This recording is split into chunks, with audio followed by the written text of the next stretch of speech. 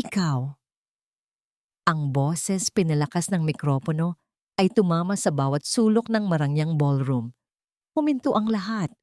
Ang mga kubyertos ay nanigas sa ere. Ang mga tawanan ay namatay. Yung nagpupunas ng sahig. Oo, ikaw. Naramdaman ni Lorena ang pag-init ng kanyang mga pisngi.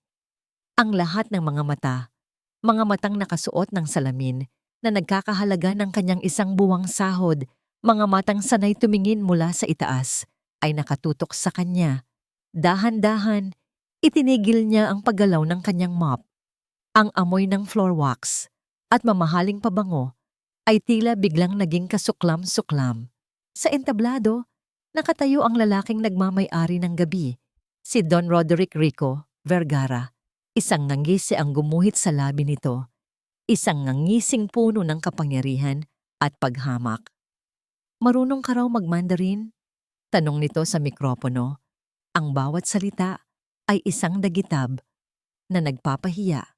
Halika rito, patunayan mo. May ilang mahinang tumawa. Ang iba ay umiling, hindi dahil sa sinabi ni Rico, kundi sa purong kahihiyan ng eksena. Para kay Enzo, para sa baon niya bukas, para sa sapatos niyang butas na. Ang mga salitang yon ang naging mantra ni Lorena. Ang puso niyang kumakaripas ay unti-unting kumalma. Ang mga kamay niyang nanlalamig ay dahan-dahang binitiwan ang hawakan ng mop. Tumama ito sa makintab na sahig, lumikha ng isang maliit na kalansing na dinig sa nakabibinging katahimikan. Huminga siya ng malalim. Hindi siya tumingin sa mga matang mapanghusga. Tumingin siya sa entablado, sa lalaking gumagamit ng kanyang kapangyarihan para durugin ang isang ordinaryong tao. Ang bawat hakbang ni Lorena papunta sa entablado ay parang 1 kilometrong paglalakbay. Ang kanyang simpleng uniforme na may burda ng pangalan ng janitorial service ay tila isang malaking kasalanan sa gitna ng mga suit at gown. Bago siya umakyat sa hagdan, isang huling kilos ang kanyang ginawa. Inayos niya ang kwelyo ng kanyang uniforme. Ikinumpas ang laylayan. Isang maliit na kilos, isang tahimik na pag-angkin sa natitirang dignidad. Inabot sa kanya ng isang staff ang isang folder. Ang mga mata nito'y puno ng awa. Hindi siya pinansin ni Rico. Nakipag-usap ito sa mga dayuhang bisita na para bang wala si Lorena sa tabi niya. Nang sa wakas, ay humarap ito sa kanya. Inihagis nito ang isang dokumento sa pulpit. Isalin mo yan.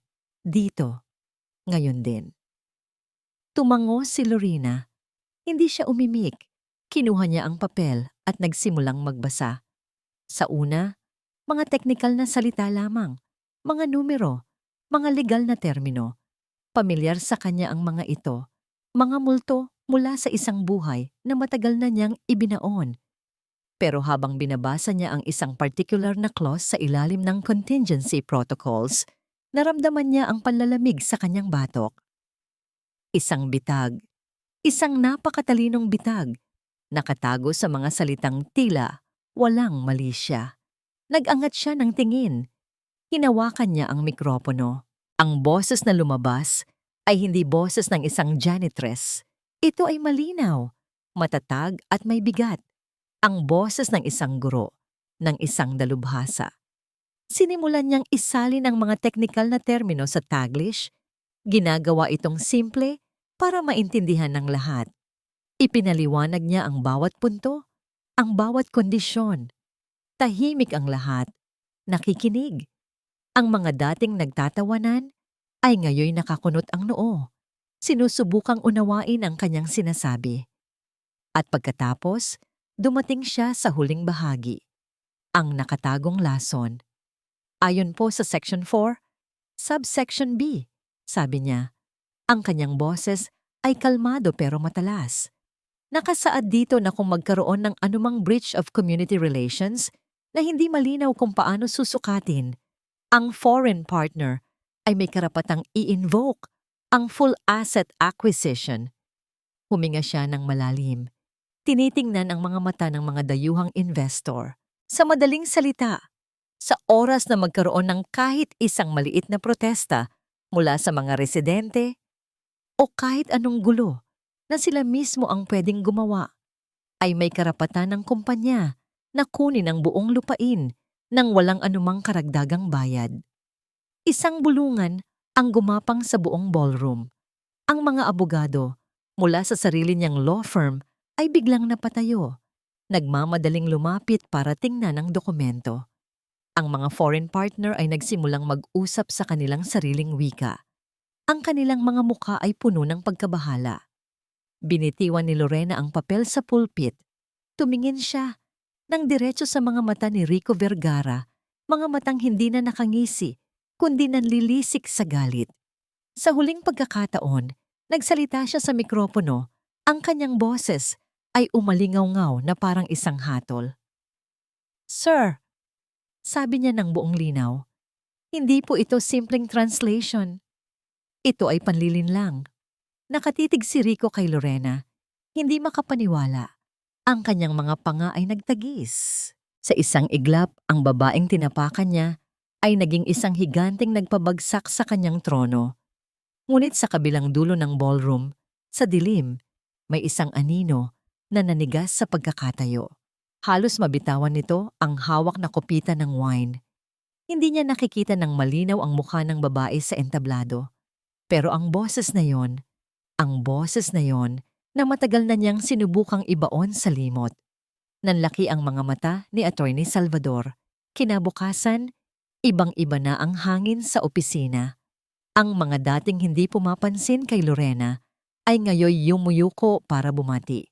Ang mga dating nag-uutos sa kanya na parang aso ay ngayoy iniiwasan ng kanyang tingin. Ang bawat sulok ay may bulungan. Ang bawat pagdaan niya sa hallway ay sinusundan ng mga buntong hininga at mga kwentuhang biglang natitigil. Siya na ang sentro ng balita, isang janitress na nagpatahimik sa isang bilyonaryo. Sa kanyang maliit na cubicle, pinapanood siya ni Attorney Miguel Migs Castro. Hindi tulad ng iba, ang tingin niya ay hindi puno ng pagkamangha o awa.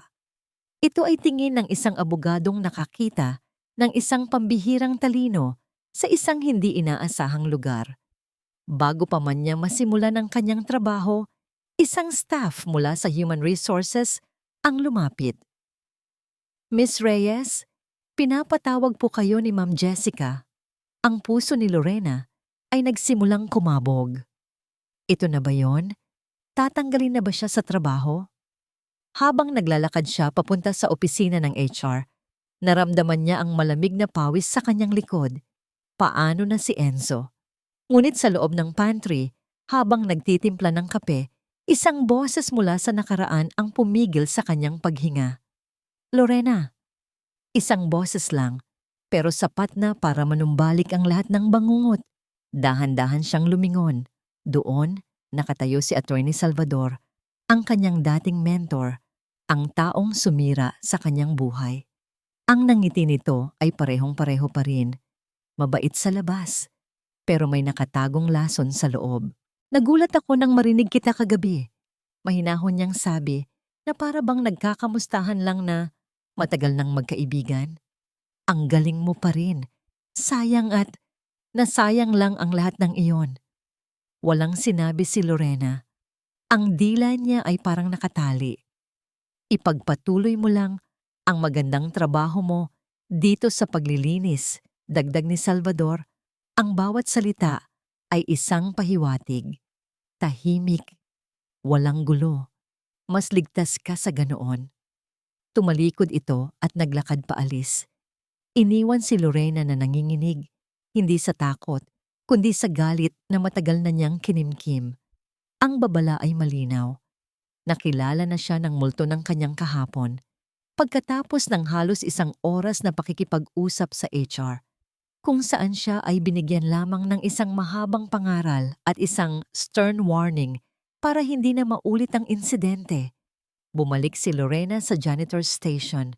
Gulong-gulo ang isip. Ang tagumpay niya kagabi ay panandalian lang pala. Ngayon, may dalawa na siyang higanteng kalaban. Habang nakaupo siya tulala, Isang kamay ang nag-abot sa kanya ng isang baso ng mainit na kape.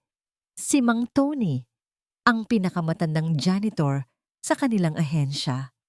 Hindi ito nagsalita. Tumangulang ito sa kanya, isang tango ng pag-unawa at respeto bago bumalik sa kanyang trabaho. Sa simpleng galaw na yon, nakahanap si Lorena ng kaunting lakas. Nang gabing iyon, habang naglalakad siya pauwi sa masikip na eskinita ng kanilang barangay, ang isip niya ay lumilipad. Paano niya lalabanan ang dalawang makapangyarihang tao? Paano niya poprotektahan si Enzo? Ang bawat hakbang niya ay pabigat ng pabigat. At pagdating niya sa tapat ng kanilang maliit na inuupahang bahay, nanigas siya. May isang itim, mamahaling kotse na nakaparada doon.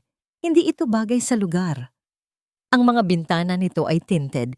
Imposibleng makita kung sino ang nasa loob. Biglang bumukas ang ilaw sa loob ng sasakyan.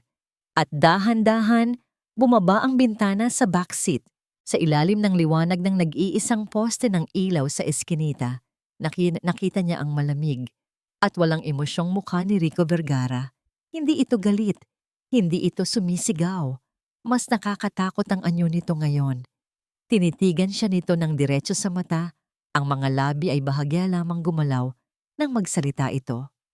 Akala mo tapos na. Hindi gumalaw si Lorena. Ang mga paa niya ay tila nabaon sa sementadong eskinita. Ang tanging naririnig niya ay ang mabilis na pintig ng sarili niyang dibdib. Ngumiti si Rico Vergara, isang ngiting hindi umaabot sa kanyang mga mata. Huwag kang mag-alala, sabi nito. Ang boses ay mahinahon pero puno ng yelo. Hindi ako pumapatol sa mga basahan. That's beneath me. Ikinasa niya ang isang cellphone. Ang liwanag ng screen ay tumama sa mukha ni Lorena. Isa itong litrato, isang litratong malinaw na malinaw. Si Enzo, nakangiti, palabas ng gate ng kanyang eskwelahan. Nag-swipe si Rico. Isa pang litrato. Si Enzo, naglalaro ng basketball kasama ang mga kaibigan sa court ng barangay. May isa pa. Si Enzo, bumibili ng palamig sa kanto. Kuha lahat mula sa malayo nang hindi namamalayan ng bata. Isang hikbi ang nagtangkang kumawala sa lalamunan ni Lorena. Pero pinigilan niya ito. Hindi siya iiyak sa harap ng demonyong ito. Matalinong bata, sabi ni Rico, ibinababa ang telepono. Maganda ang future. Sayang naman kung masisira lang dahil sa katigasan ng ulo ng nanay. Itinuon ni Rico ang kanyang mga mata kay Lorena. Simple lang ang gusto ko. Bukas, maglalabas ka ng isang public apology. Sasabihin mo sa lahat na nagkamali ka ng basa.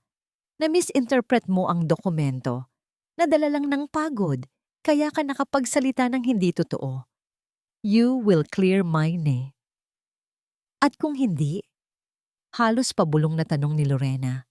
Ang boses ay nanginginig. Kung hindi, sabi ni Rico, ang nangiti ay tuluyang naglaho. Sisiguraduhin kong bawat pangarap mo para sa batang yan ay magiging abo. Umpisahan ko sa scholarship na inaasahan niya. Pagkatapos, hahanapin ko ang lahat ng butas sa buhay mo para patunayang hindi ka karapat-dapat na maging ina. At maniwala ka sa akin, Miss Reyes, lahat ng tao may butas. Umandar ang makina ng sasakyan. Mayroon kang 24 na oras para mag-isip. Umalis ang kotse. Iniwan si Lorena sa alikabok at sa bigat ng isang imposibleng desisyon. Nang makapasok siya sa bahay, nadatnan niya si Enzo sa kanilang maliit na mesa. Seryosong gumuguhit para sa isang school project. Hindi na malaya ng bata ang pagdating niya. Walang salitang lumabas sa bibig ni Lorena. Nilapitan niya ang kanyang anak at niyakap ito ng mahigpit. Isang yakap na puno ng takot, ng pagmamahal, ng desperasyon. Naamoy niya ang pawis ng bata. Naramdaman ang pintig ng puso nito. Dito, sa mga bisig niya, ligtas, sa ngayon. Ma, okay ka lang? Tanong ni Enzo nagtataka. Hinalikan ni Lorena ang tuktok ng ulo ng anak. Okay lang anak. Pagod lang si Mama. Nang gabing iyon, hindi siya nakatulog. Ang bawat salita ni Rico ay umuulit-ulit sa kanyang isip. Ang mga litrato ni Enzo, hindi niya pwedeng isuko ang kanyang dignidad, pero mas lalong hindi niya pwedeng isugal ang kinabukasan ng kanyang anak. Kailangan niyang mahanap ang mga papeles na yon. Ang tanging pruweba ng kanyang nakaraan. Hating gabi na nang bumangon siya. Maingat para hindi magising si Enzo, hinila niya ang isang lumang baul sa ilalim ng kanyang kama. Ang baul na naglalaman ng lahat ng alaala at katibayan ng kanyang dating buhay. Nanginginig ang kanyang mga kamay habang sinusubukan niyang buksan ang kinakalawang na kandado. Sa loob, naroon ang lahat. Ang kanyang diploma, mga sertipiko, mga lumang litrato, noong siya pa ay isang iginagalang na interpreter. At sa ilalim ng lahat ng yon, isang makapal na folder na may markang confidential. Pero bago pa man niya ito mabuksan ng tuluyan, narinig niyang gumalaw si Enzo sa kanyang higaan. Mabilis niyang isinara ang baul at itinulak pabalik sa ilalim ng kama. Dala ang bigat ng isang desisyon na kailangan niyang gawin pagkabilang ng araw. Kinabukasan sa opisina, wala siya sa sarili. Bawat tunog ng telepono ay nagpapakaba sa kanya. Bawat pagdaan ng isang taong nakasuit ay tila anino ni Rico Vergara. Ang 24 oras na palugit ay parang isang bombang malapit nang sumabog. Dapat ba siyang lumuhod at magmakaawa? Dapat ba niyang isuko ang katotohanan para sa kapakanan ng kanyang anak? Hapon na nang may isang courier na pumasok sa lobby, naghahanap sa pangalang Lorena Reyes. Nagtaka ang receptionist. Janitress po ba? Doon po sa service area. Nanginginig na lumapit si Lorena. Iniabot sa kanya ang isang makapal at official-looking na brown envelope. Ang pangalan ng law firm ni Rico Vergara ay nakaprint sa kaliwang sulok sa itaas. Dinala niya ito sa pinakasulok ng janitor's station, kung saan walang makakakita. Marahan niyang pinunit ang sobre. Ang mga kamay niya ay nanginginig ng husto na halos hindi niya mahawakan ang mga papel sa loob. Ang unang pahina ay may malalaking titik sa itaas. Cease and desist order. Ngunit hindi iyon ang pinakamasakit. Ang kasunod na mga pahina ang halos dumurog sa kanyang puso. Isa itong kopya ng isang petisyon na isinampa sa korte. Isang petisyon para questionin ang kanyang moral capability na manatili bilang legal guardian ni Enzo Reyes. At doon, sa ilalim ng listahan ng mga dahilan, nakabold at may salungguhit ang mga salitang tumusok sa kanyang kaluluwa na parang punyal, citing her past criminal record and involvement in a case of falsified testimony which renders her an unfit and dangerous influence to the child. Hindi na nagtrabaho si Lorena ng hapong yon. Nakaupo lang siya sa isang sulok ng janitor's station. Hawak-hawak ang mga papel na parang hatol ng kamatayan. Ang mga salitang unfit at criminal record ay paulit-ulit na sumasayaw sa kanyang isipan. Tinatadyakan ang bawat natitirang piraso ng kanyang pagkatao. Paano niya lalabanan ang isang bagay na nakasulat sa opisyal na papel?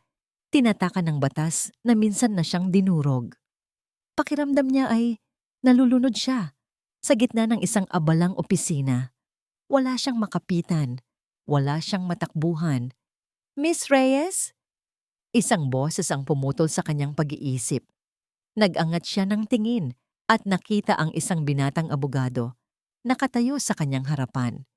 Siya yung madalas niyang makita sa library, laging seryoso at nakatutok sa mga libro. Si Attorney Migs Castro. Nangunot ang noo ni Lorena. Anong kailangan nito sa kanya? Isa na namang mang-iinsulto. Pwede po ba tayong mag-usap sandali? Tanong ni Migs. Ang boses ay magalang at hindi naguutos. Tumangulang si Lorena. Walang lakas na magsalita. Sumenya si Migs sa isang bakanteng meeting room sa di kalayuan. Sumunod si Lorena. Ang bawat hakbang ay mabigat. Anong pakana na naman kaya ito?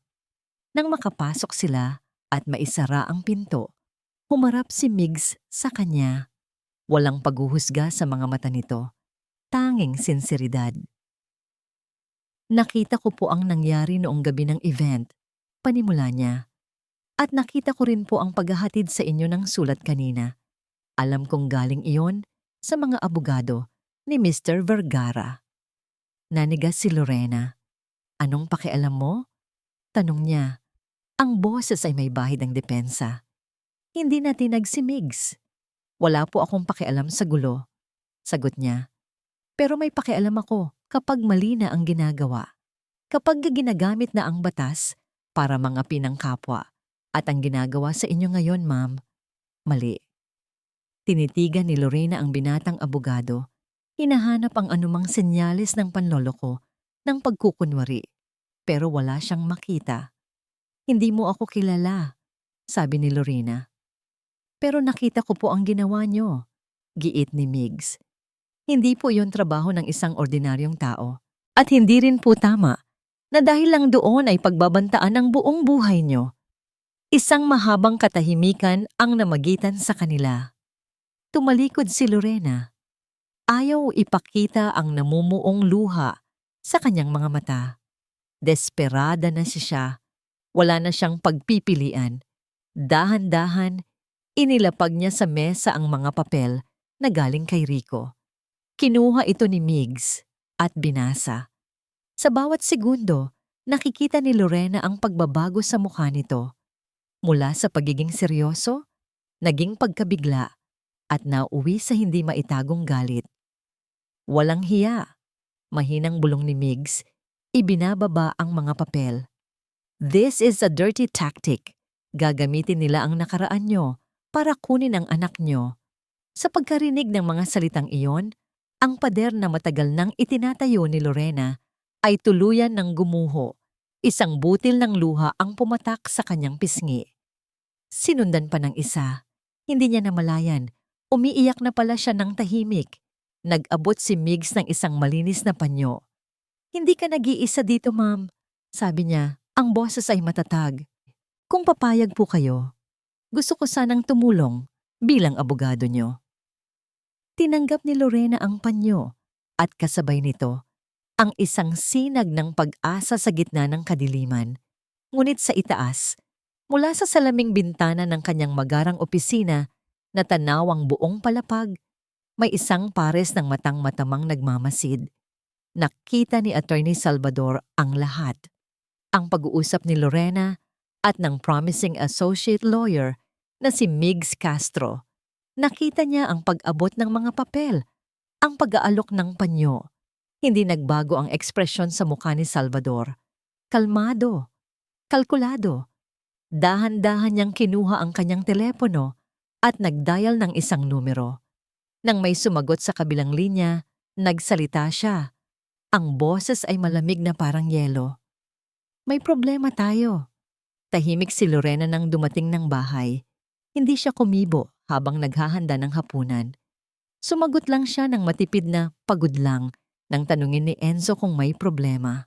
Ngunit kitang-kita ni Enzo ang pamumutla sa mukha ng ina, ang pagkabalisa sa mga mata nito na pilit tinatago.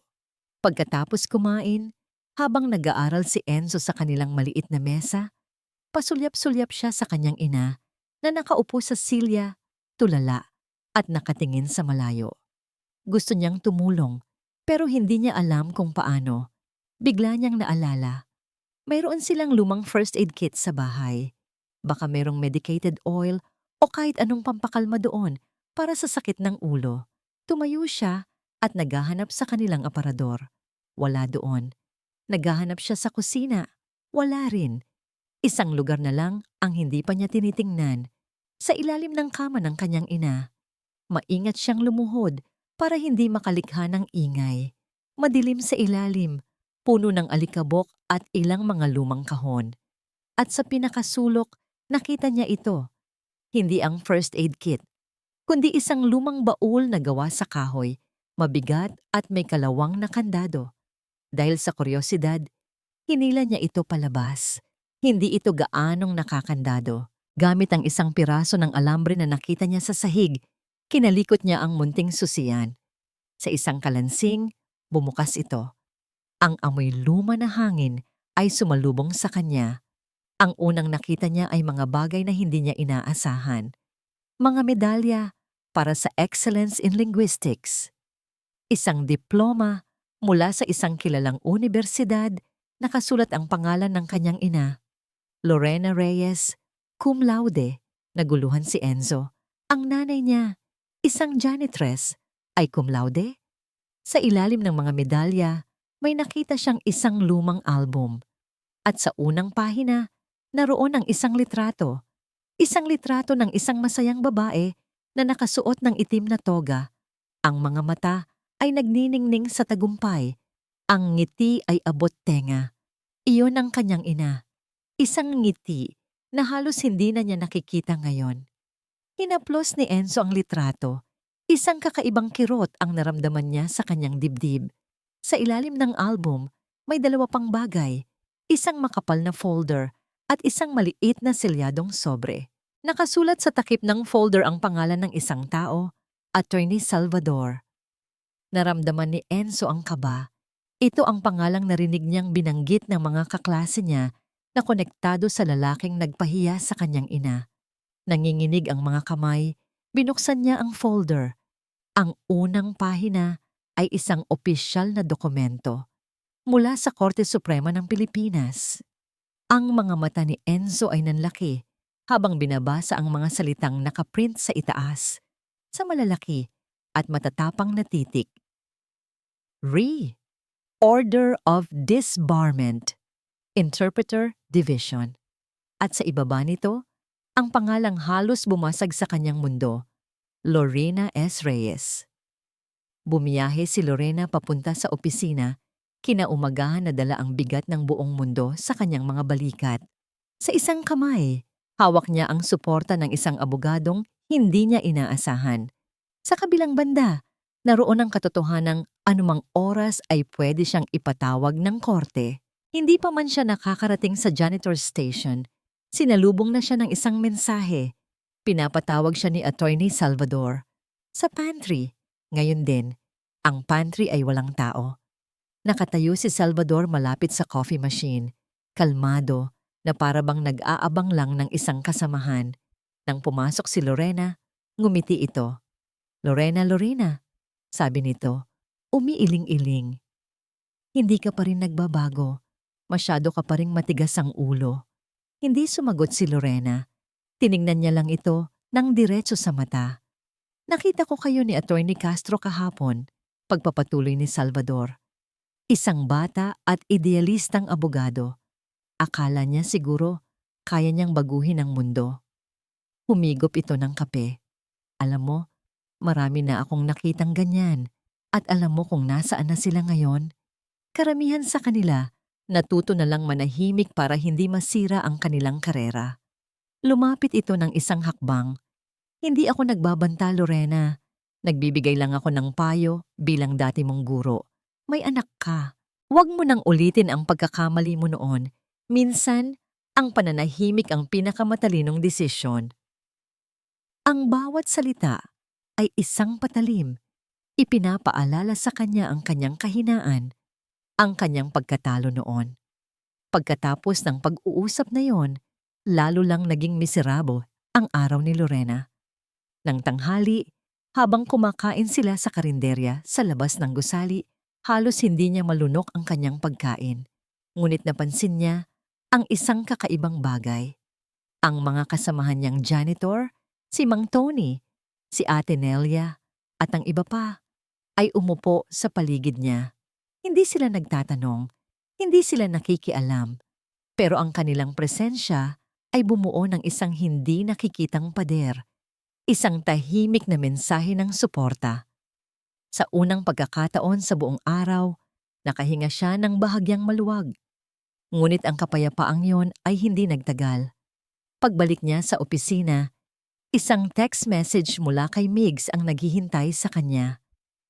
Ma'am Lorena, formal nang isinampa ni Vergara ang kaso. Pinadalhan na nila ako ng kopya. Kailangan nating mag-usap agad. Dalawang apoy, isang nagbabaga sa kanyang harapan at isang nag-aapoy mula sa kanyang likuran. Pakiramdam niya ay Nasusunog siya sa gitna. Umuwi si Lorena ng gabing iyon na gulong-gulo ang isip. Pasan-pasan ang lahat ng takot at alalahanin. Paano niya sasabihin kay Enzo ang tungkol sa kaso? Paano niya ipapaliwanag ang isang bagay na kahit siya ay nahihirapang harapin? Pagbukas niya ng pinto, isang hindi inaasahang tanawin ang bumungad sa kanya. Si Enzo, nakaupo sa sahig. Sa paligid niya, nakakalat ang lahat ng laman ng baul, ang kanyang mga medalya, ang kanyang diploma. At sa mga kamay ng kanyang anak, ang dokumentong pinakatatago niya sa lahat. Nag-angat ng tingin si Enzo. Ang mga mata nito ay puno ng kalituhan, ng sakit, at ng isang tanong na matagal na niyang kinatatakutan. "Ma," sabi ni Enzo. Nanginginig ang boses. May mga luhang namumuo sa gilid ng kanyang mga mata. Sino si Attorney Salvador? At bakit? Bakit nakasulat dito na kriminal ka? Bumagsak ang mga balikat ni Lorena. Ang lahat ng lakas na tinipon niya sa buong araw ay biglang naglaho. Ang tanong na yon, mula sa sarili niyang anak. Iyon ang tunay na hatol. Mas mabigat pa sa anumang kaso na kayang isampa ni Rico Vergara. Hindi niya alam kung saan magsisimula. Paano niya ipapaliwanag ang isang sugat na halos ikamatay ng kanyang kaluluwa? Umupo siya sa sahig, kaharap ng kanyang anak, sa gitna ng mga nagkalat na piraso ng kanyang nakaraan. "Hindi ako kriminal, anak." Basag ang kanyang boses, ang mga luha ay malayang dumadaloy sa kanyang mga pisngi. At doon, ikinuwento niya ang lahat. Ikinuwento niya kung paano siya, bilang isang batang interpreter na puno ng pangarap, ay naging paboritong estudyante at protege ni Attorney Salvador. Kung paano siya binigyan nito ng isang malaking kaso, isang kaso na magpapasikat daw sa kanya. Ngunit ang kaso pala ay isang bitag. Ipinaliwanag niya kung paano, sa mismong araw ng testimonya, ipinakita sa kanya ni Salvador ang mga dokumentong pinike. Pinilit siyang isalin ang mga kasinungalingan bilang katotohanan. Nang tumanggi siya, tinakot siya. Ipinakita sa kanya ang mga litrato mo noong ikaw ay isa pa lamang maliit na bata. Sinabi sa kanya na kung hindi siya susunod, sisirain nito ang buhay nilang dalawa. "Pinili kong manahimik, Enzo," humihikbing sabi ni Lorena. "Pinili kong hayaang sirain nila ang pangalan ko, ang pangarap ko, para lang protektahan ka. Inalis nila ang lisensya ko. Tinawag nila akong sinungaling, isang kriminal. At wala akong nagawa, kundi tanggapin ang lahat." Nakinig lang si Enzo. Hindi kumukurap. Ang mga luha ay tumutulo rin sa kanyang mga mata, ngunit hindi niya ito pinapansin. Nang matapos magsalita si Lorena, isang mahabang katahimikan ang bumalot sa kanilang maliit na bahay. Handa na si Lorena sa kung anuman ang sasabihin ng anak niya. Paghuhusga, galit, o marahil, pagkasuklam. Ngunit ang ginawa ni Enzo ay ikinagulat niya. Pinunasan ng bata ang sarili niyang luha. Ang kalituhan sa kanyang mukha ay nawala, at pinalitan iyon ng isang matigas na determinasyon na hindi pa nakikita ni Lorena kailanman. "Hindi sila nagtagumpay, ma," sabi ni Enzo. Ang boses ay hindi na nanginginig. "Hindi kanila nasira." Lumapit siya sa kanyang ina. Hinawakan niya ang pisngi nito at pinunasan ang mga luha gamit ang kanyang mga daliri. "Kahit janitress ka pa habang buhay?" "Ma," sabi niya, tinititigan ang mga mata ni Lorena. "Ikaw ang aabutin kong pangarap." Sa gitna ng kanyang pag-iyak, sa unang pagkakataon, sa loob ng napakaraming taon, isang tunay na ngiti ang sumilay sa mga labi ni Lorena. Isang nanangiting puno ng sakit, ngunit puno rin ng pagmamahal na ngayon ay nasusuklian. Kinuha ni Enzo ang selyadong sobre mula sa sahig at iniabot ito sa kanyang ina. "Hindi pa tayo tapos lumaban," sabi niya. Nanginginig ang mga kamay, kinuha ni Lorena ang sobre. Luma na ito at medyo naninilaw na. Ang selyo sa likod ay buo pa. Dahan-dahan, binuksan niya ito. Sa loob, may isang piraso ng papel na nakatupi. Ang sulat kamay ay luma, garalgal, pero puno ng diin. Mula ito sa isang taong hindi niya kilala. Binasa niya ito ng malakas. Para kay Miss Lorena Reyes, ako po si Mang Jun, ang testigong dapat sana'y haharap sa korte. Narinig ko ang lahat. Alam ko ang katotohanan. Pinilit nila akong magtago. Tinakot nila ang pamilya ko. Ngunit hindi kaya ng konsensya ko. Handa na akong magsalita. Handa akong tumestigo para sa'yo. Kung mababasa mo ito, ibig sabihin ay may nangyari na sa akin. Pero alamin mo ang totoo. Bago ako biglang nawala, bago ang huling paglilitis, nag-iwan ako ng pruweba. Kinabukasan, bago pa man sumikat ang araw, nagkita sina Lorena at Migs sa isang maliit na coffee shop malayo sa abalang distrito ng Makati. Ito ang unang pagkakataon na nakita ni Migs si Lorena na hindi suot ang uniforme ng janitress. Nakasuot ito ng simpleng blusa at pantalon, pero may kakaibang kislap sa kanyang mga mata. Isang kislap ng determinasyon. Ito, sabi ni Lorena, inilalapag ang sulat ni Mang Jun sa mesa. Ito ang natagpuan ng anak ko. Maingat na binasa ni Migs ang sulat. Bawat salita ay tila isang piraso ng isang malaking puzzle. Mang Jun, bulong niya sa sarili. Ang nawawalang testigo. Hearsay ito, Ma'am Lorena. Hindi ito tatayo sa korte nang walang karagdagang ebidensya. Pero isa itong magandang simula. Binuksan ni Migs ang kanyang laptop. Sinabi niya na siya ang may-ari ng isang malaking lupain. Tingnan natin kung mahahanap natin ang record. Nagsimula silang magsaliksik. Si Migs, gamit ang kanyang access sa mga legal na database at public records. Si Lorena, gamit ang kanyang matalas na memorya at abilidad na makita ang mga pattern sa mga pangalan at lugar na binabanggit sa lumang kaso. Oras ang lumipas. Ang kape sa kanilang mga tasa ay lumamig na. Ang tanging maririnig ay ang mabilis na pagtipa sa keyboard at ang mahinang bulungan habang sinusundan nila ang bawat sinulid ng impormasyon. Sandali, sabi ni Lorena. Itinuturo ang isang pangalan ng korporasyon sa screen. Ang kumpanyang yan. Sila ang nakinabang sa testimonya noon. Sila ang nakakuha ng rights sa isang maliit na proyekto matapos ang kaso. Isang maliit na real estate company lang noon, sabi ni Migs, nagtatype ng mabilis. Tingnan natin kung sino ang bumili sa kanila. Ilang sandali pa ng pag-click at biglang lumabas ang isang flowchart ng mga acquisitions. Ang maliit na kumpanya ay binili ng isang mas malaking kumpanya na binili naman ng isang holding company na pagmamay-ari ng isang conglomerate na Vergara. Sabay nilang basa sa pangalan sa screen, pero hindi pa yun ang lahat. Migs, i-cross-reference mo ang pangalan ng testigong si Mang Jun. Utos ni Lorena. Ang boses ay nanginginig sa pananabik. Hanapin mo ang land title sa pangalan niya. Saan sa Mindanao? Mabilis na nag-type si Migs. Lumabas ang isang mapa, isang property registration document. At doon, nakasulat ang lokasyon, isang malawak na lupain sa probinsya ng Davao. Binuksan ni Migs ang isa pang window, ang proposal para sa Vergara Greenport Project, ang proyektong isinasalin ni Lorena noong gabi ng event. Inilagay niya ang dalawang mapa sa screen, side by side. Parehong-pareho. Eksakto. Nagkatinginan sila ni Lorena. Ang kanilang mga mata ay nanlalaki sa pagkaunawa. Ang sinulid ay kumpleto na. Ang kaso noon at ang proyekto ngayon ay hindi dalawang magkaibang bagay. Iisa lang ang mga ito. Ayun! Sabay nilang sigaw. Hindi napigilan ang sarili. Napatingin ang lahat ng tao sa loob ng coffee shop.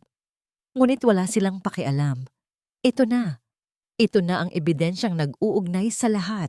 Ang krimen ni Salvador noon ay ang pundasyon para sa kasakiman ni Rico ngayon. Sa gitna ng kanilang munting selebrasyon, biglang tumunog ang telepono ni Migs. Isang hindi rehistradong numero. Nag-aalangan man. Sinagot niya ito. Hello? Migs? Si Leo to. Sabi ng isang pamilyar na boses sa kabilang linya. Isang source niya mula sa loob ng korte. Ang boses ay nagmamadali. at puno ng pag-aalala. "Leo, napatawag ka?" "Migs, mag-ingat kayo," sabi ng kausap. May malakas na kamay na gumalaw. May nag-utos na i-fast track ang guardianship case laban kay Lorena Reyes. Nanlamig si Migs. Gaano kabilis? Bukas na ang hearing. Malamig ang hangin sa loob ng korte, ngunit para kay Lorena, ang bawat sulok ay nag-aapoy. Nakaupo siya sa tabi ni Migs, suot ang pinakadesente niyang damit. Isang lumang blusang pinlansya ng paulit-ulit. Sa kabilang panig, naroon ang pangkat ni Rico Vergara. 3 abogadong nakasuot ng mamahaling suit. Ang kanilang mga mukha ay parang mga batong hindi tinatablan ng emosyon. Nagsimula ang hearing. Mabigat ang hangin. Ang bawat salita ng abogado ni Rico ay parang suntok. "Miss Reyes," simula ng matabang abogado, si Attorney Robles, ang boses ay puno ng pagkukunwaring pakikiramay.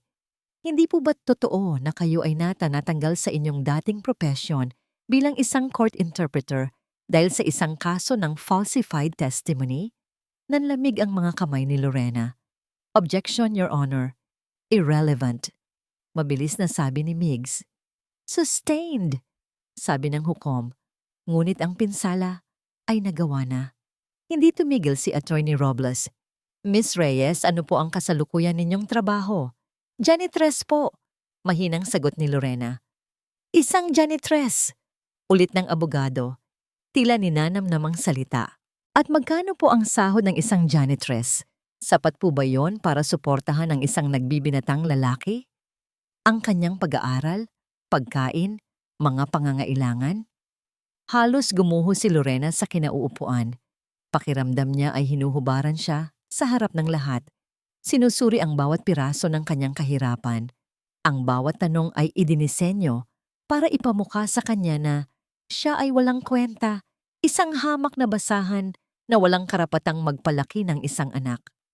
Ngunit nang tumingin siya sa mga mata ni Attorney Robles, isang bagay ang nagbago sa loob niya. Nakita niya ang kasiyahan sa mga mata nito, ang purong kasiyahan sa pagyurak sa kanyang pagkatao.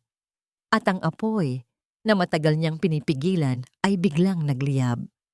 "At hindi po ba totoo, Miss Reyes?" Patuloy ng abogado.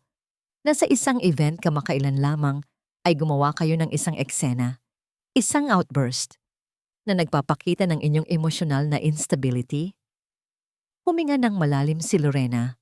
Nang magsalita siya, ang boses niya ay hindi na nanginginig. Ito ay kalmado at kontrolado. "Hahatiin ko po ang tanong ninyo sa 2, attorney," sabi niya, ikinagulat maging ni Migs. "Una, hindi po iyon outburst. Iyon po ay pagsasabi ng katotohanan. At pangalawa, hindi po senyales ng instability ang pagtutuwid sa isang kasinungalingan. Senyales po iyon ng integridad." Natigilan si Attorney Robles. Ang buong korte ay natahimik. "At tungkol naman po sa nauna ninyong tanong," pagpapatuloy ni Lorena, tinitingnan ng hukom, "tungkol sa kung paano ko bubuhayin ang anak ko sa sahod ng isang janitress." Tumingin siya pabalik kay Attorney Robles. Ang kanyang mga mata ay hindi na natatakot. "Sa parehong paraan po na pinalaki ko siya sa loob ng maraming taon," sabi niya, "ang bawat salita ay may bigat at dignidad. Sa pagmamahal, sa respeto, at sa pagtuturo sa kanya na ang halaga ng isang tao ay hindi nasusukat sa pera. Pinalaki ko po siya, may dignidad." Isang sandali ng katahimikan ang bumalot sa korte. Maging ang hukom ay tila natinag sa kanyang sinabi. Sa unang pagkakataon, naramdaman ni Lorena na siya ang may hawak ng kapangyarihan, ngunit ngumisi lang si Attorney Robles. Isang nangising nagpapahiwatig na mayroon pa siyang alas. "Wala na po akong tanong, Your Honor," sabi nito. "Ngunit nais po naming ipatawag ang aming huling testigo." Nangunot ang noo ni Migs. "Objection! Wala po sa listahan ng testigo." "Isang surprise witness po, Your Honor," putol ni Attorney Robles. Isang taong may direktang kaalaman sa pagpapalaki ni Miss Reyes sa kanyang anak. Pinayagan ito ng hukom. Tinatawagan po namin sa witness stand. Si Aling Martha. Narinig ni Lorena ang pangalan at ang kanyang mundo ay gumuho. Hindi, hindi maaari. Pumasok sa loob ng korte ang isang babaeng pamilyar sa kanya. Isang babaeng kamag-anak niya. Ang tiyahin niya. Ang tumulong sa kanyang makapasok sa janitorial agency. Ang huling taong inasahan niyang sasaksak sa kanya ng talikuran. Nang tawagin ang pangalan ni Aling Martha, naramdaman ni Lorena ang pag-ikot ng kanyang sikmura. Ang tiyahin niya. Ang nag-iisang kamag-anak na tinakbuhan niya para humingi ng tulong ang nagpasok sa kanya sa janitorial agency. Ang taong mayroon siyang utang na loob. Umupo ito sa witness stand, hindi makatingin ng diretsyo kay Lorena. Aling Martha, malamig na tanong ni Attorney Robles.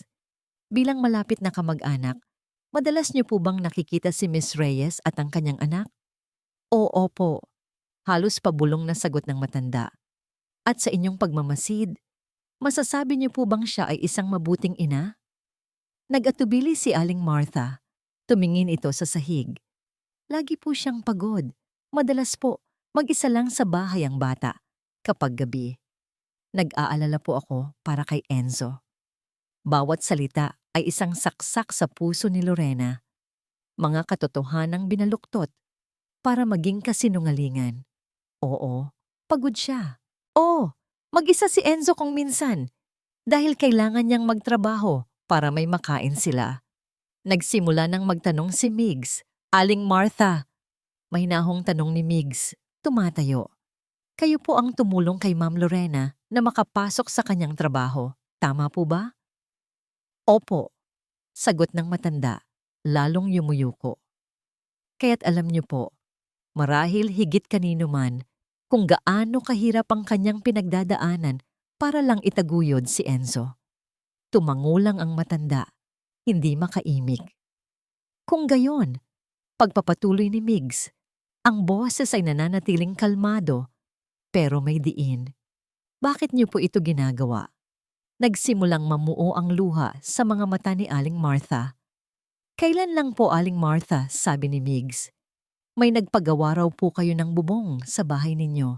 Isang malaking pag-aayos pagkatapos ng maraming taon ng pagtitiis sa mga tulo.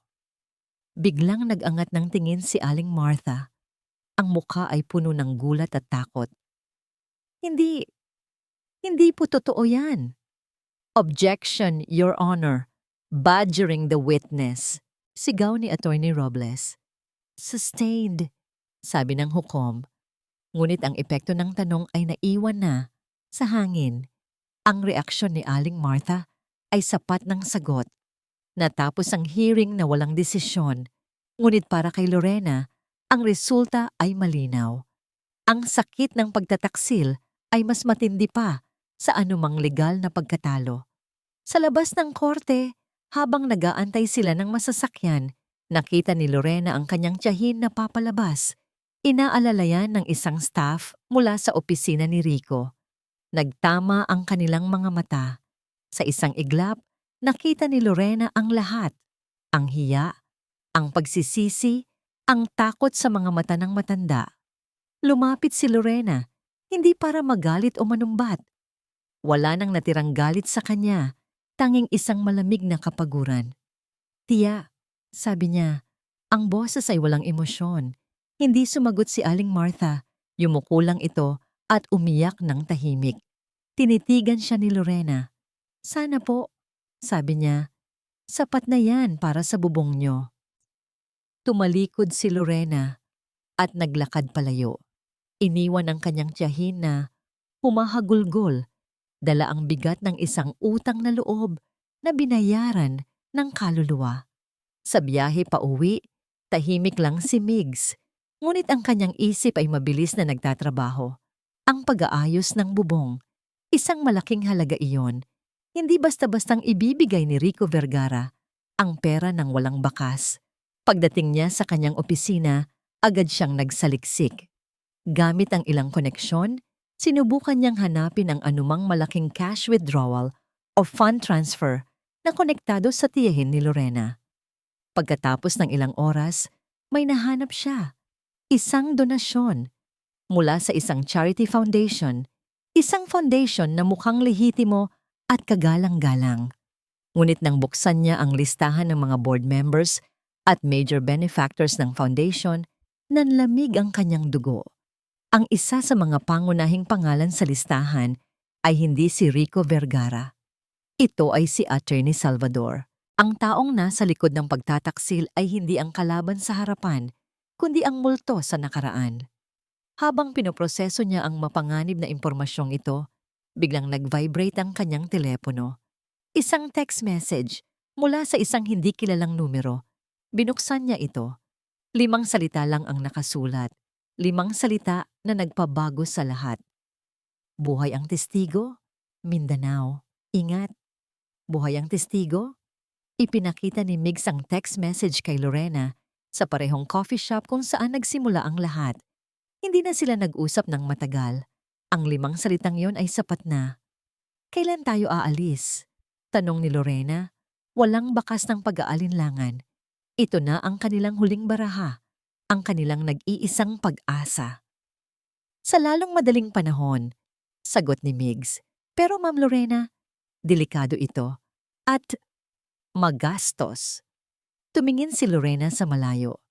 Ang lahat ng kanyang naipon para sa pag-aaral ni Enzo, ang kaunting perang naitabi niya mula sa bawat sahod. Kailangan niyang isugal ang lahat. Walang mas mahalaga pa sa kinabukasan ni Enzo. Sabi niya, puno ng determinasyon. Gagawin natin to. Ang sumunod na araw ay isang malabo at mabilis na pagkilos. Nagpaalam si Lorena kay Enzo na mayroon siyang seminar sa probinsya. Nag-file si Migs ng emergency leave sa opisina. Gamit ang kanilang pinagsamang ipon, bumili sila ng 2 one-way na ticket sa bus papuntang Davao. Ang biyahe ay mahaba at nakakapagod. 2 araw sa loob ng bus, ang tanawin sa labas ay nag-iiba mula sa sementadong syudad hanggang sa luntiang mga bukirin. Hindi sila gaanong nag-uusap. Ang bigat ng kanilang misyon ay sapat ng ingay sa pagitan nila.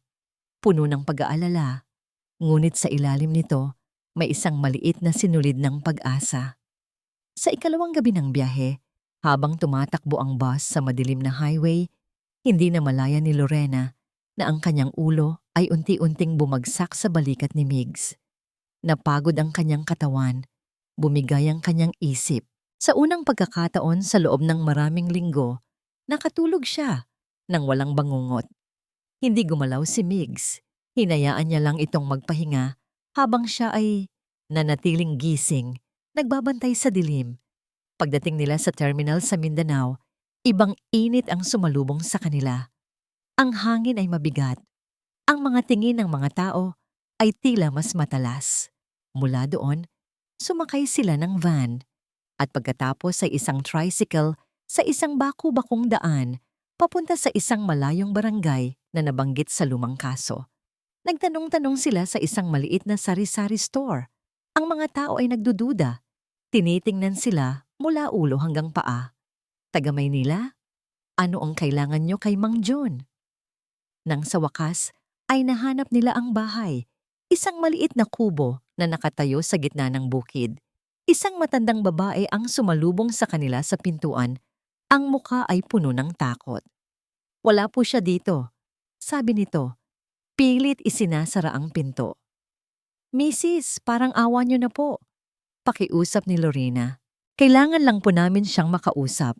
Tungkol po ito sa kaso sa Maynila. Sa pagkarinig ng salitang kaso, lalong namutla ang babae. Ngunit mula sa loob ng bahay, isang mahinang, umuubong boses ang narinig. Papasukin mo sila, Martha. Sa loob, nakahiga sa isang papag ang isang payat na matandang lalaki. Si Mang Jun.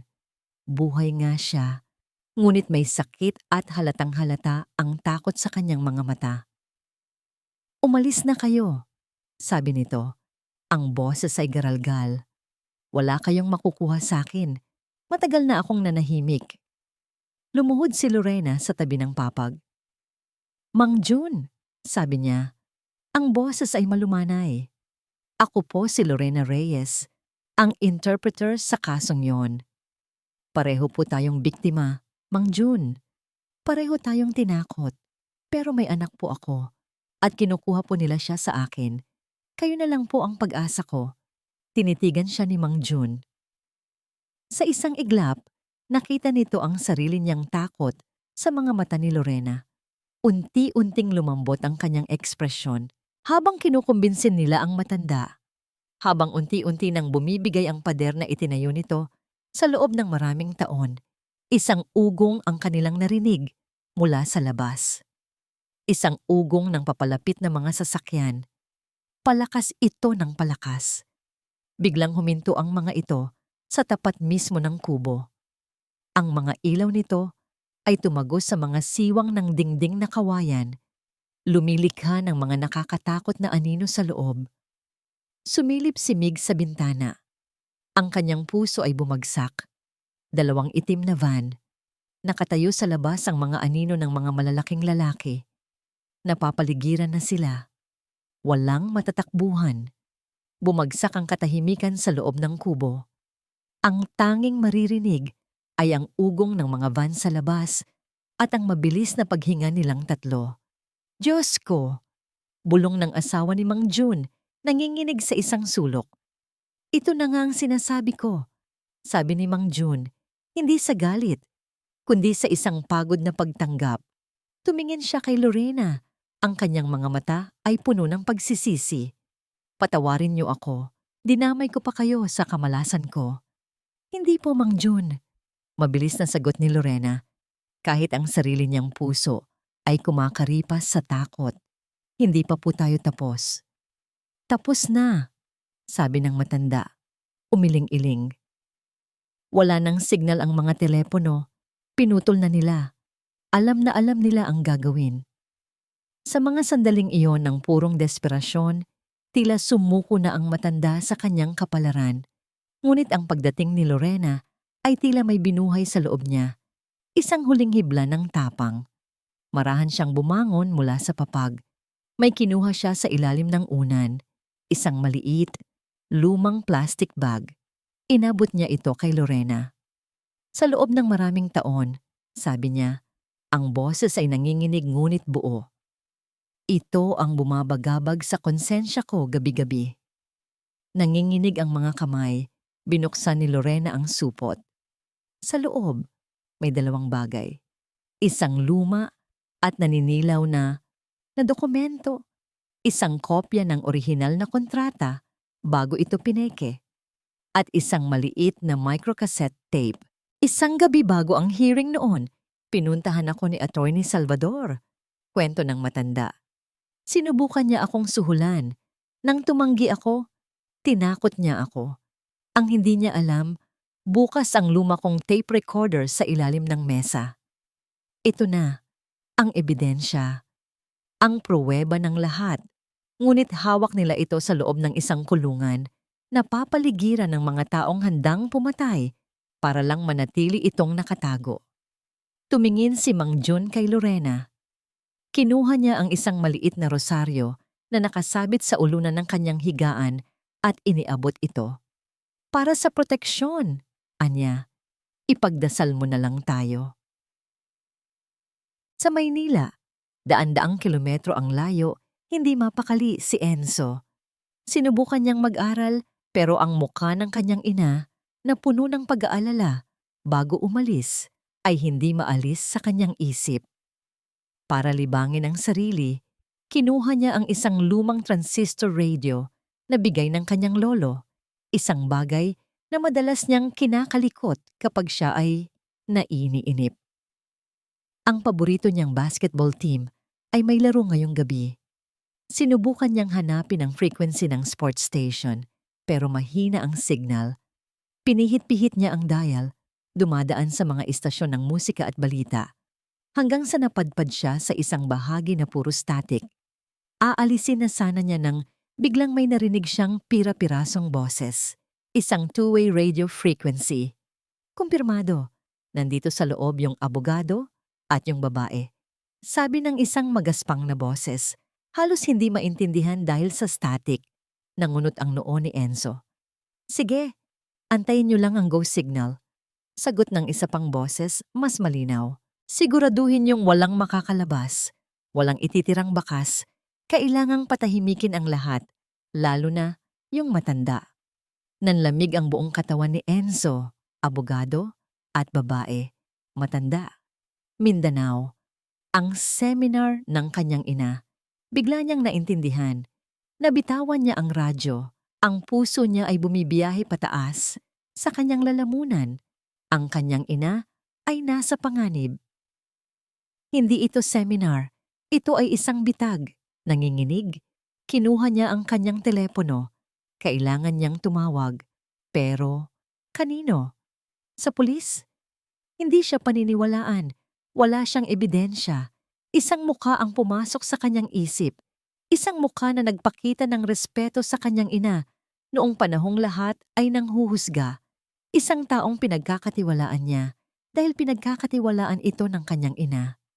Mabilis niyang hinanap sa contacts ng nanay niya ang isang numerong nakasave bilang Kuya Tony, janitor.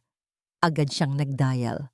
Sa bawat ring, pakiramdam niya ay isang oras ang lumilipas.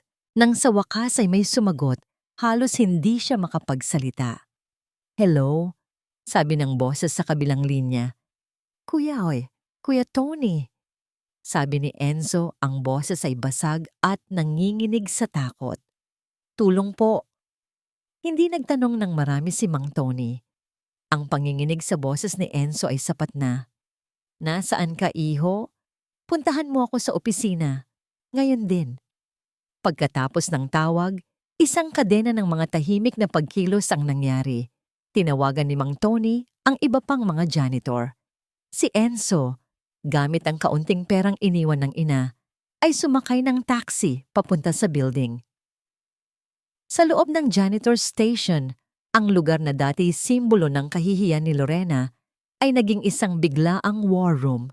Ikinuwento ni Enzo ang lahat ng narinig niya. Walang nagduda. Ang kanilang respeto kay Lorena ay naging pundasyon ng kanilang tiwala. Ginamit ni Mang Tony ang kanyang lumang cellphone para i-record ang boses ni Enzo na inuulit ang mga narinig sa radyo. Pagkatapos, isang janitress na may kamag-anak na pulis sa Davao ang gumawa ng isang tawag. Hindi sa presinto, kundi sa personal na numero. Isang tawag na puno ng pakiusap. Sa Mindanao, ang tensyon sa loob ng kubo ay halos hinihika na sila. Ngunit sa labas, nagsimulang magkaroon ng komosyon. Ang mga kapitbahay ni Mang Jun na inalertuhan ng asawa nito bago pa man dumating ang mga van ay nagsimulang maglabasan. May dala silang mga sulo at itak, hindi para lumaban, kundi para maging mga testigo.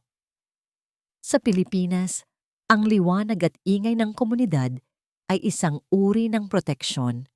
Kasabay nito, isang police patrol na inalertuhan ng tawag mula sa Maynila. Ang papalapit na, ang sirena nito ay maririnig na mula sa malayo. Nataranta ang mga tauhan ni Rico. Ang utos ay tahimik na operasyon. Sa pagdating ng pulis at pagdami ng tao, sumakay sila sa kanilang mga van at mabilis na umalis. Nakatakas sina Lorena. Ang araw ng final hearing ay araw din ng isang malaking press conference na ipinatawag ni Rico Vergara para linisin ang kanyang pangalan at ipahayag ang pagpapatuloy ng kanyang proyekto. Hindi niya alam na ang entabladong inihanda niya para sa kanyang tagumpay ay magiging entablado ng kanyang pagbagsak. Sa korte, habang nagyayabang si Attorney Robles, biglang bumukas ang pinto. Pumasok si Migs at sa likod niya si Mang Jun. Nakaupo sa isang wheelchair, mahina ngunit determinado. Isang malaking kaguluhan ang nangyari.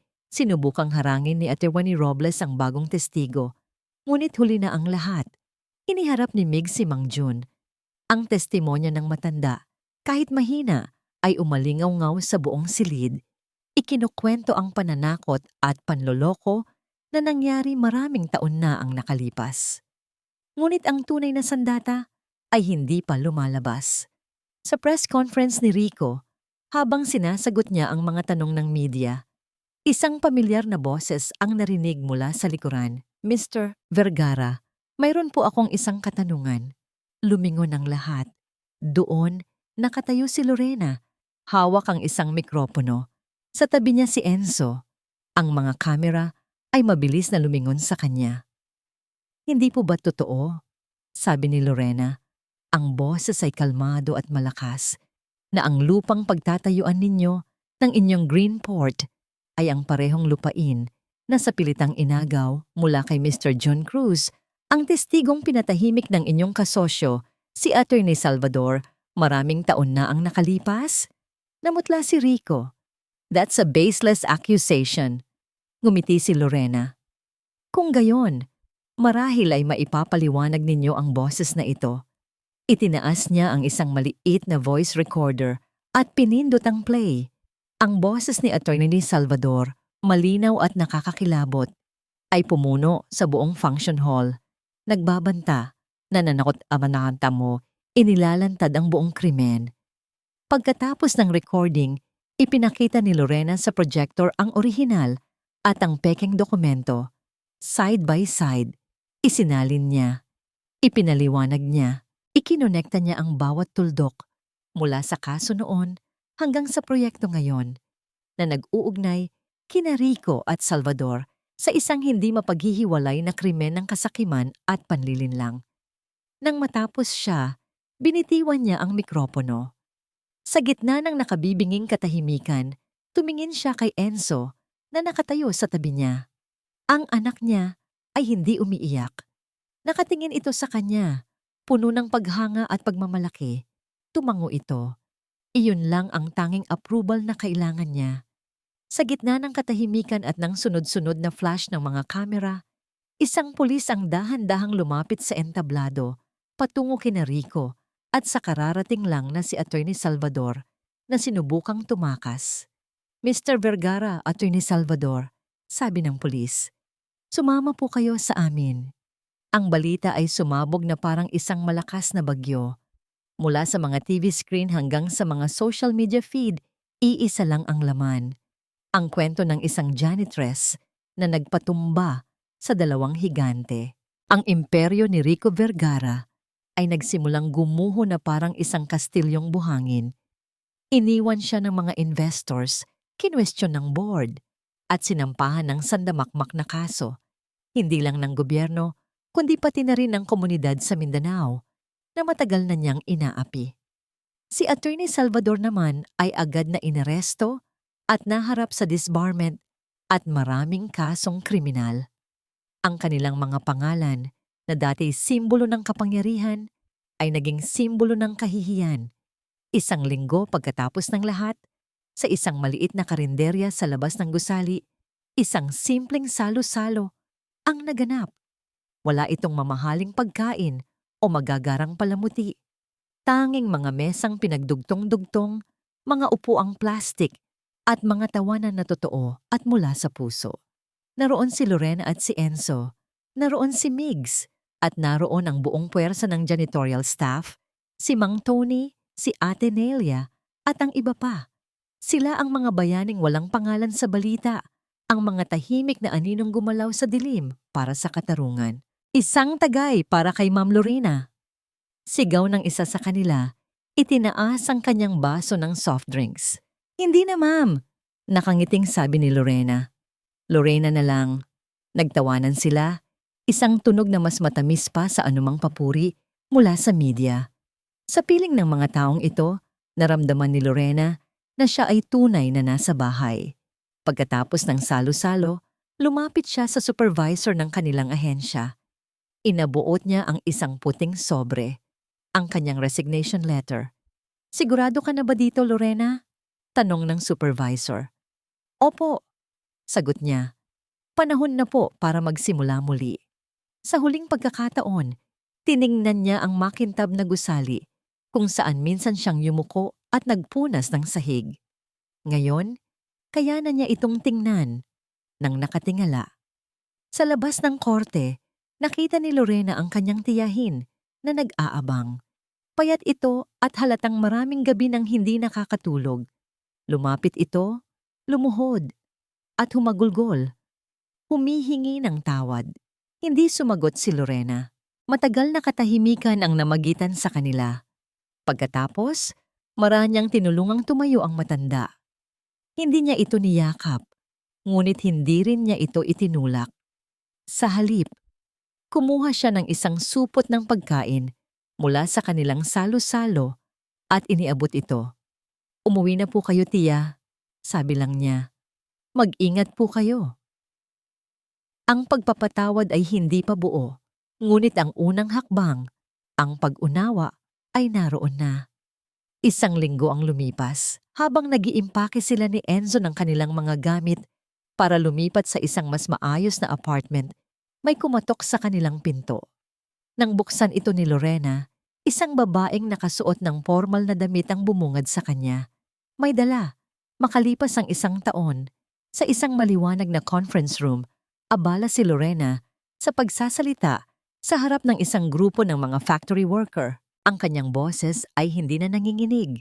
Ito ay puno ng kumpiyansa at kaalaman. Tinuturuan sila tungkol sa kanilang mga karapatan.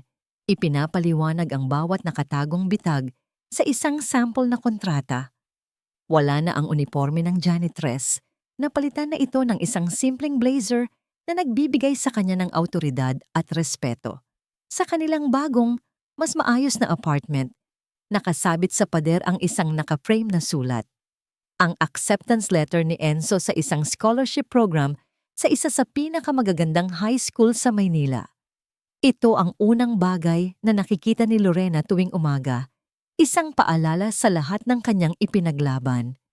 Si Migs naman, na umalis na sa malaking law firm, ay nagtayo ng sarili niyang maliit na opisina, isang pro bono law firm na nakatuon sa pagtulong sa mga walang kalaban-laban.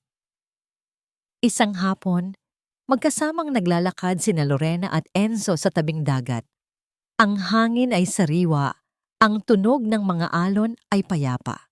"Ma?" tanong ni Enzo habang pinapanood ang papalubog na araw. "Masaya ka na ba?" Tumingin si Lorena sa kanyang anak, na ngayon ay mas matangkad na sa kanya. Ang mga mata nito ay hindi na puno ng pag-aalala, kundi ng pagmamalaki. Hinawakan niya ang kamay nito. Sa kauna-unahang pagkakataon, sa loob ng napakaraming taon, isang ngiti ang sumilay sa kanyang mga labi. Isang ngiting totoo, malaya, at walang bigat. "Oo anak," bulong niya, "payapa na." At dito po nagtatapos ang kwentong isinulat ng puso. Para sa mga pusong lumalaban. Mula sa kaibuturan ng aming puso, dito sa Kwentong Puso. Maraming salamat sa inyong pananatili at pakikinig hanggang sa huli. Aaminin ko po, habang isinusulat ko ang eksena sa korte kung saan tumestigo ang kanyang tiyahin, ramdam na ramdam ko ang bigat sa dibdib ni Lorena. May mga kwentong hindi lamang isinusulat, kundi isinasabuhay din ng manunulat. Ang kwentong ito ay isang munting parangal sa lahat ng mga inang tahimik na lumalaban, sa mga taong ang tanging sandata ay ang kanilang prinsipyo at dignidad. Ito ay kwento tungkol sa isang kislap ng dignidad na, kahit sinubukang apakan, ay nag-alab at naging apoy. Isang paalala na sa bawat puso, mayroong binhi ng pag-asa na nag-aantay lamang ng tamang panahon para sumibol. Kaya naman, nais ko ring iwan sa inyo ang isang tanong. Kung kayo ang nasa kalagayan ni Lorena, sa harap ng isang taong minsan ninyong pinagkatiwalaan, ngunit sinaktan kayo ng lubos, kaya nyo bang magpatawad? Ano ang inyong saloobin? Ibahagi po ninyo sa comment section sa ibaba.